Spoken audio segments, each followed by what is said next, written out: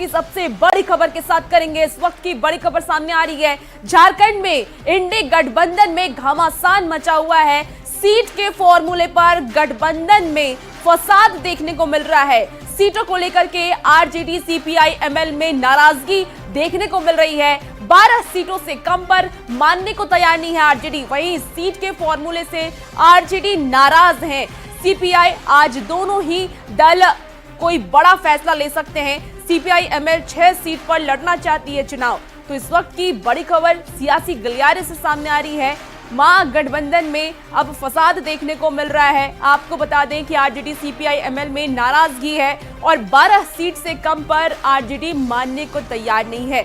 12 सीटों की मांग आरजेडी की तरफ से की जा रही है। हालांकि महागठबंधन ने अभी 7 सीट आरजेडी को दिए हैं, लेकिन आरजेडी का कहना है कि वो 12 सीट पर चुनाव लड़ेंगी और इसी को लेकर के नाराजगी अब साफ तौर पर देखी जा रही है। और आरजेडी गठबंधन का रिश्ता टूट गया। देखिए, कांग्रेस और आरजेडी के बीच शेयरिंग की नोकझोंक पुरानी है। पहले भी ऐसी नोकझोंक हमें देखने को मिली लालू प्रसाद यादव और रामविलास पासवान के वक्त पे भी।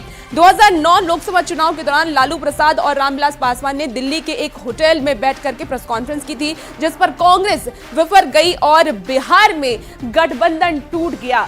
तो बिहार में भी सीट शेयरिंग को लेकर के ऐसी सिचुएशन देखने को मिली। कांग्रेस, आरजेडी और एलजेपी अलग अलग चुनाव लड़ी। 2020 में विधानसभा चुनाव में जेएमएम 1 से 2 सीटों पर उम्मीद जता रही थी, लेकिन वो सीट नहीं दी गई। लेकिन आरजेडी ने जेएमएम नेताओं को भाव नहीं दिया, एक भी सीट नहीं दी गई आरजेडी की तरफ से, जिससे जेएमएम नेताओं की नाराजगी खुलकर सामने आई थी। तो आरजेडी गठबंधन से रिश्ता टूट जाएगा, इस पे तमाम संशय बरकरार हैं और पहले भी ऐसे नोकझोंक देखने को मिले हैं आरजेडी और कांग्रेस में। हालांकि अब जो सिचुएशन बन रही है उसमें आने वाले वक्त में क्या होगा ये तो खुलकर साफ नहीं है। और देखिए, ज्यादा जानकारी के लिए इस वक्त दिवाकर तिवारी ब्यूरो चीफ हमारे साथ रांची से लाइव जुड़े हुए हैं।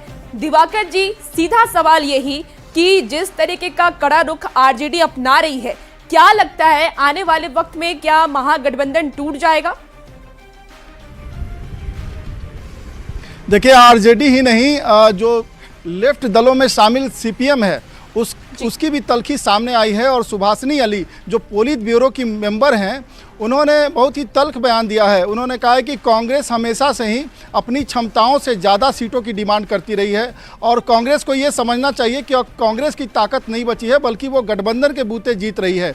यानी कि जो गठबंधन में शामिल दल हैं उनकी ताकत है, उसी ताकत के बूते जो है कांग्रेस को सीटें मिल रही है। तो एक तल्ख भरा बयान आया है और वही तल्खी जो है मनोज झा की कायम है। मनोज झा पिछले 2 दिनों से जो बयानों के जरिए तल्खी जाहिर कर रहे हैं, वो सीधा सीधा साफ ये संदेश दे रहा है कि जो गठबंधन दलों के लिए आरजेडी और माले के लिए जो जेएमएम और कांग्रेस ने सीटें छोड़ी है, उस पर उनको कोई संतोष नहीं है। ये संतोषप्रद जो है उनके लिए समझौता नहीं है।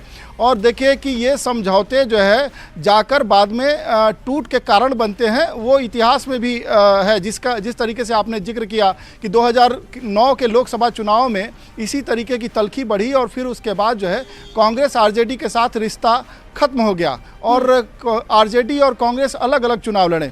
उसी तरीके से 2019 के चुनाव में देखिए तो किसी तरीके से लास्ट आवर में बात बनी।